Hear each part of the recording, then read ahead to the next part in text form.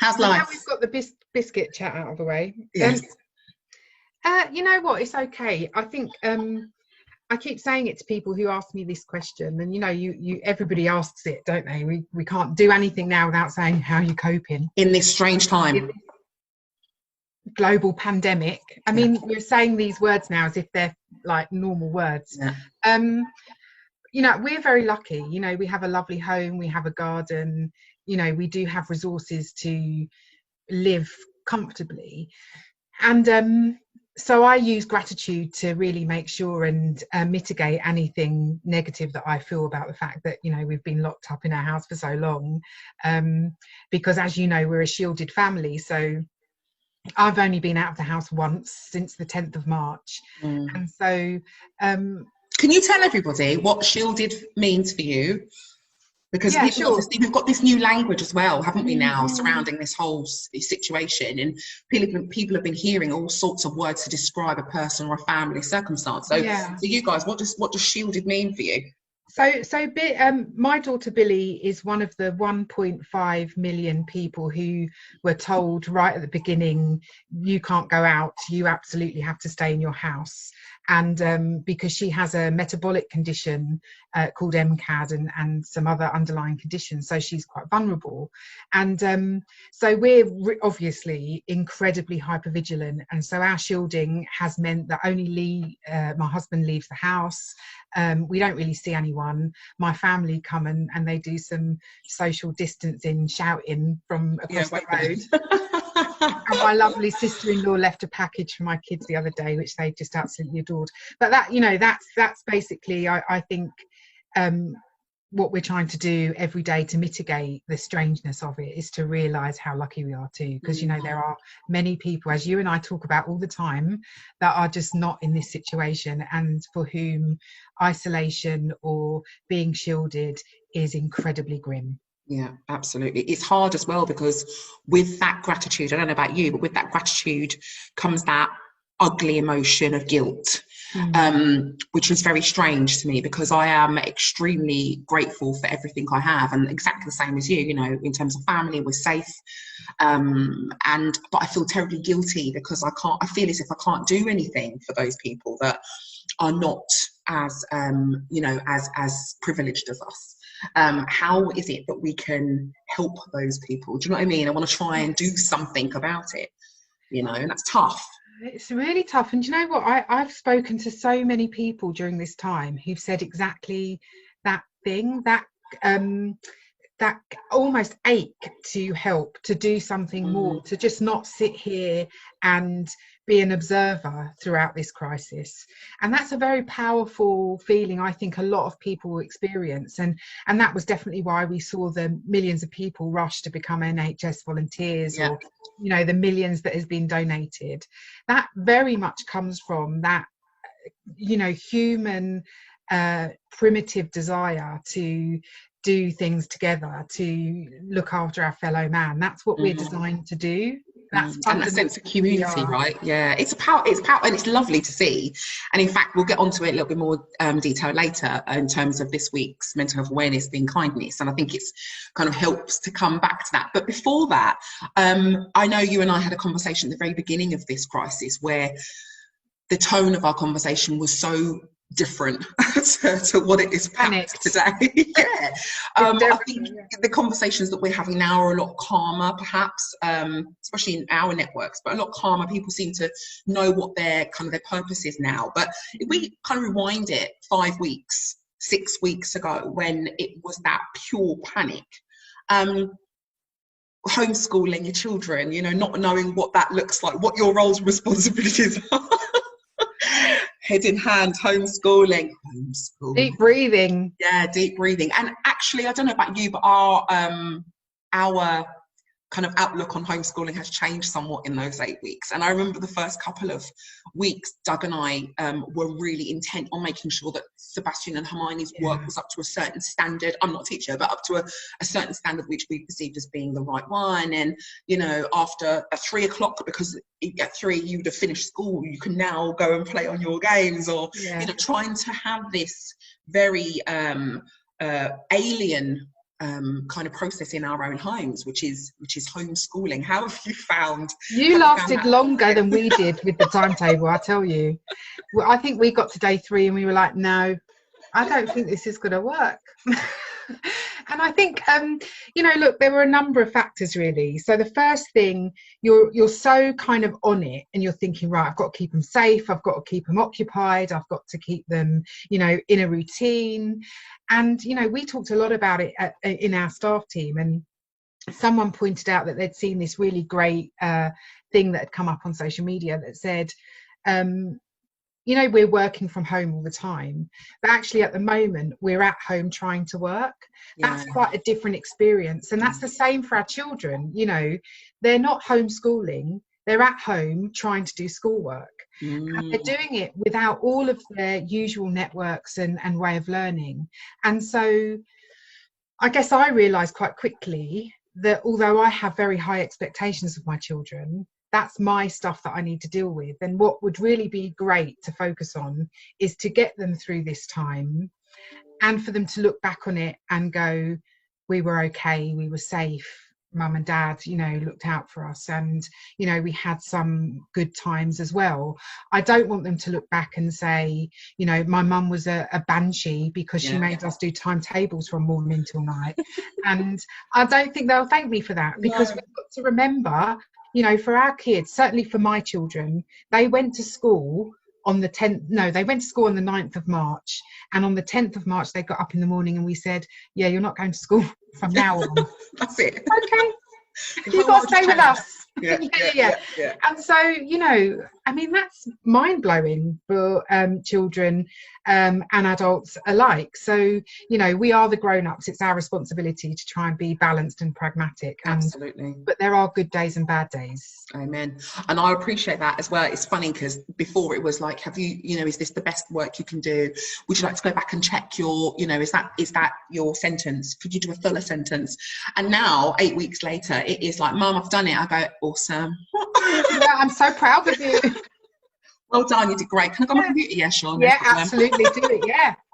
Yeah, which is nice, because actually I remember, we've had stand-up rows in the house with my kids, and I've been saying to them, as I've been having a temper tantrum, not them, I'm not a teacher, this is not my job, I don't want to do this, didn't sign up for this. And I think a lot of it was trying to find balance, or trying to find a role almost within your home that had some kind of functionality, because otherwise we were kind of all just left a bit like, well, I'm trying to work, I've got the children at home, that's not going to work, because we all know what that's like. So yes, I'm going to become the teacher, that gives me a focus and a goal, but I'm crap at that. I'm really bad.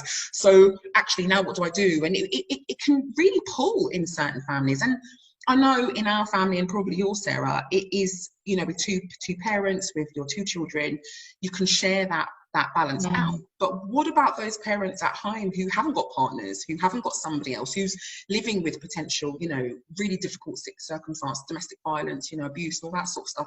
Homeschooling just, that can't even touch their life, right? No, absolutely.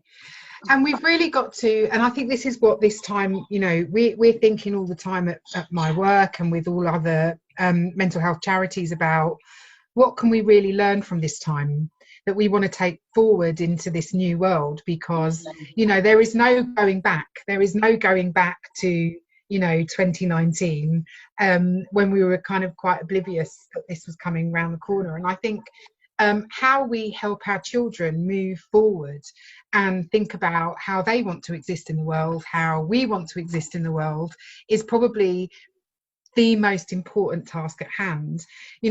Teachers that I've spoken to have all said, do you know what? Do your best. They do need to do a bit of reading. They do need to try their best and try and keep focus. It's not okay to say they don't have to do anything. Yeah. But they're also having to gear up for those families who, like you say, have struggled. And so when the children go back, they're all going to be at different levels. They're all going to be, have had different experiences where some families will have lost someone to the virus. It's incredibly complicated. And so I'm thinking that the most important thing that we need to do for our children and for our schools and for the communities that we live in is probably think about and prepare ourselves for, you know, those traumatic experiences. And therefore the education stuff, it is important. I'm not saying it isn't. I'm just saying it's less important than that. Yeah, no, I agree. And I had a conversation with one of our friends today about, especially now because some people are talking about going back to school and lots of decisions are being made. What I find quite interesting is lots of those decisions are being made on social media, but they're being made in the risk assessment that normally would have been taking place between a partner and another parent is taking place outside on a social media platform, which is quite hard because every family is going to be different. Every family is going to have their own reasons, their own responses to this situation. So what happens, I think, is that people have that very vocal conversation with themselves, but openly, which then leads to other people going, well, actually, maybe I should do that, or am I doing that the wrong way? We've got quite a lot of questioning in the landscape at the moment. I find it quite interesting. Have you seen anything like that kind of I mean, you know, it's really, I think people's reactions to the pandemic have been really interesting. So you've got a spectrum of denialists and, you know, people who are frantically worried, and, you know, I think the majority of us move up and down that spectrum. You know, some days I wake up and I go, what have I, is this a like an experiment? Like, are we, you know, is it real? And then other days I wake up and I want to just go back to bed and, you know, throw the duvet over. I think it's the people who are stuck in these positions that I get worried about. Yes. So, you know, because I think to recover and to engage in the next phase of this process, we have to start thinking in a more balanced way. So the back to school conversation, you're absolutely right, has to be down to families, and it has to be much more, you know, co-produced with families and teachers alike. I think the problem is that government guidance is so unclear. And so families are making decisions perhaps not as confident as they would be, and so are seeking a lot of reassurance from their peers. Yes, absolutely. And sometimes that's difficult because that can be experienced as pressure. I mean, for us, we feel a little bit exempt because Billy's shielded. It's fairly done and dusted for us. This is not a question, you know. I think for those families that where things are much more straightforward, it must be hugely worrying, confusing. Who do you believe? Who do you listen to? Just the thought of my child in a classroom, in a socially distanced classroom, makes me want to weep, actually. Yeah, because it's not what they're used to. It's something completely alien. How do you explain that to a child, right? How do they walk into a classroom one day and that, you know, everything's dismantled? And so I think the conversation hasn't really gone to that space yet about actually what do our children need to go back into that environment. And it's not just, you know, do they wear masks or not? It's how are we going to prepare them to walk through that door, to have relationships with their friends in a way that means they can't ever touch them. You know, I think, you know, it's much more complicated than, you know, we'd like to think it is. And I feel sorry for those parents actually who've got to make that choice about what Yeah, I do. I agree. It's a difficult situation that we find ourselves in, but it's a decision that we have to make based upon our individual circumstances, right? It has to be something that you are okay with doing. And it is tough because go back to that whole guilt thing. Do you know what I mean? I don't have to have these conversations. I've got my husband at home. We're both working from home. I don't have to go out and do my job, you know, outside of home. So it's really tough.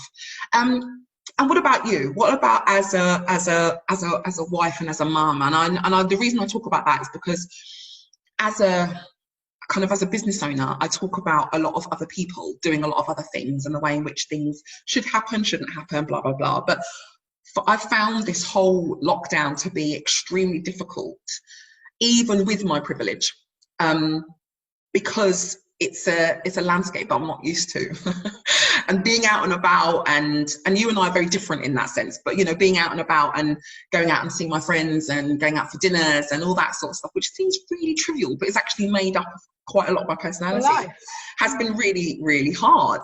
And I think going back to your sentence a minute ago about going up and down, sometimes I wake up in the morning and go, not so much now, but, oh my gosh, you know, I burst into tears for no reason. And my husband's like, "You're right, babes." I'm like, "I just want to go out for a coffee." And he's like, "Oh, okay."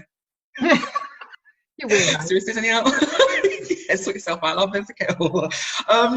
So being socially distanced from friends, quite a lot of the things I'm hearing now are how difficult it is to not be able to be part of that community. And in terms of mental health, what do you think the impact of us being separated, not from family, not necessarily, you know, from all those really difficult things, but just from community or from society as a whole, what do you think of that? Or what do you know from the Centre of Mental Health that, you know, what's going on with this stuff? Well, I mean, it's really interesting because, you know, from my perspective, you know, I'm quite happy to stay in my house and never see anyone again. Sorry. I'm coming. I'm not coming. I'm not going to the house. Yes, I'm not going to yeah, not coming out. Not coming out. I think it's going to be really difficult, actually. And, you know, we've got lots of research that's happening, you know, at academic level. We've got surveys happening where people are talking about the impact of loneliness and isolation all of the time. We know that anxiety is rising. We know that people are kind of, you know, at that stage now where they want to re-engage with their lives that they had before. And I think the government are very much aware of that. And that's why some of this is happening at speed, because they're thinking, actually, if we don't start to relax things now, people are going to make those decisions for us. And that probably would be less helpful. I think the long-term impact is yet to be really understood. I think it's particularly important to think about children and young people, their social networks being completely dismantled. Some of the kids, it's okay because they're old enough to phone to do all of this stuff, but you know, from Sasha's, you know, Sasha is 7, from his age downwards, that's much more difficult. And so, you know, I think there's going to be all sorts of leftover feelings from that. I think that people will have to relearn some skills, how to re-engage in relationships, and, you know, what does communication now look like? You know, it'll be a long time, I'm afraid, Danielle, before you can sit in a coffee shop and just have a normal chat with somebody. I know. And you know, you're going to have to do some mindfulness. Do you know what this is? What she wants to say is, I need to put my big girl pants on. And you know, we laugh about it, and because it is that for me, it's okay. I feel a bit sad that I can't go out and have my, you know, have a coffee with my friends, but fundamentally I'm absolutely fine, and we'll cope. When we do our Zoom calls and we do catch up and stuff, it's just a different way of living. And I think you mentioned something earlier then, you know, when we go out into the real world, what's it going to look like? Are we going to be shaking hands with people? Are we going to be doing that? You know, I'm a big hugger, you know, big hugs. Are we going to be hugging one another? Are we going to have that standoffish? It feels as if it's like you said, it's the unknown. It's not knowing what it's going to look like when we leave, right? And what's really funny about it is that, you know, in some ways we can sort of reimagine all of that. You know, we've actually got an opportunity. One of the things that this horrific time is going to give us is an opportunity to think about, actually, what do we want in our lives and our communities going forward. You know, the importance of touch is absolutely critical, you know, and those people who haven't now been touched for weeks and weeks and weeks on end is quite powerful. I don't know about you, but I watch things on the telly now and I watch people hugging and I'm like, man, I know, those were the days you could just, I know, I miss that.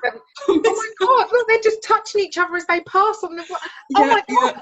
You know, and it now look, you know, you're looking at those things through a completely different lens.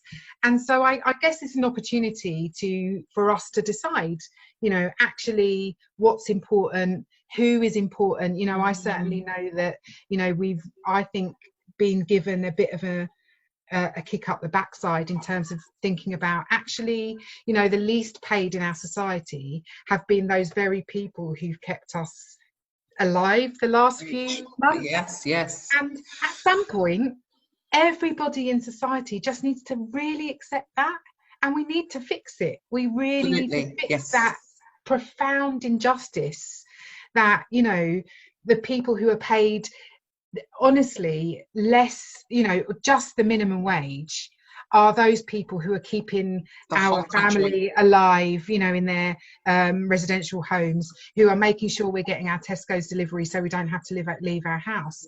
I mean, you know, we really do need to reprioritise absolutely scale, and it's in our gift now.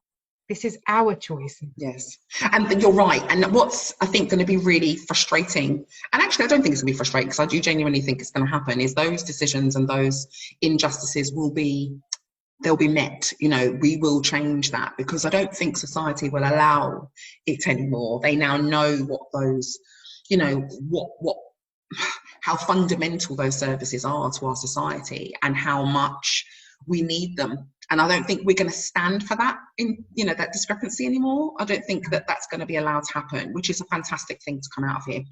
Anyway, I know that you are short on time, so I've got a couple of questions for you just to kind of wrap it up. Thank you so much for your time. Two things, because we're doing a campaign this week on kindness, which, as you know, is this year's campaign for World Mental Health Day or Week. So I've got a couple of questions. The first one is, how can we build a kinder society? Not that that's like huge, but yeah, how can we build it? I think there's just stripping away some of the barriers to having relationships and, you know, building those bridges in communities. I think giving people the opportunity to be kind allows them just to get into that space. And I think there is a view that kindness is the privilege of, you know, those who have the, you know, resources and capacity to be kind. But actually what we've seen in this virus is that's not the case. And that, you know, I think for me, there is something about just shedding some of those boundaries, those worries about, you know, what do the rules say about whether I can go and visit this person or not, or whether I can offer somebody help or not. I think sometimes we talk ourselves out of things very easily. And this time, I think we need to follow our intuition, our instincts, and reconnect with our fundamental humanity, which is kindness, love, compassion, all of that. You know, that's what we are. Absolutely, thank you. And last one, it says here, what acts of kindness have you witnessed during lockdown? And I know that you've been locked in, literally, but have you seen anything, perhaps on social media or within your network, where something's kind of popped out at you which has been profoundly kind? Yeah, I mean, you know, there's been so much kindness on very different levels. So you've got the kind of, you know, massive stuff about how you know, you've had all these mutual aid groups pop up all around the country in communities, making sure their neighbours are okay. Mass scale, extraordinary offers of help. Amazing. And then just within my own family, I mentioned it earlier on, but my sister-in-law on Saturday dropped around a bag of stuff for my kids, and she bought them PJs and she bought them sweets, and she'd written a little note on it that said, you know, just some things to have a lovely movie night. Love, you know, Auntie Helen. And I can't tell you how happy that made the children. Now, my sister-in-law, she's like that. She does, you know, she does random acts of kindness, is her thing. She's known for it. But this was a, you know, complete surprise. The kids, you know, they were feeling a bit grumpy because Mummy had a hangover. Had to lie on the couch. And so you know, this was perfect timing and just changed the face of the weekend. And it's those little things. You can't underestimate the impact of just, you know, my kids walked away from that with new pajamas and, you know, nice. But also with a deep sense that their auntie and their uncle had been thinking about them. And that is a very, very powerful message. Absolutely. For any child. Sense of belonging, right? Absolutely. Oh, that's so nice. So this week we're going to be hearing all sorts of stories about kindness, and I wrote something that's going to go out on LinkedIn earlier saying that actually, in terms of our fundamental capacity for kindness in the smallest of ways, and also to yourself, I think it's really important to be, and you hear about it quite a lot, especially in terms of, you know, be kind to yourself, but I can't emphasize enough how important that is, to be kind to yourself, because we might be able to be kind to other people, but how difficult we find it to be kind to ourselves, you know. So be kind to yourselves, people. But otherwise, I think it really takes quite a lot of acceptance about that kind of, you know, self-care stuff. Mm.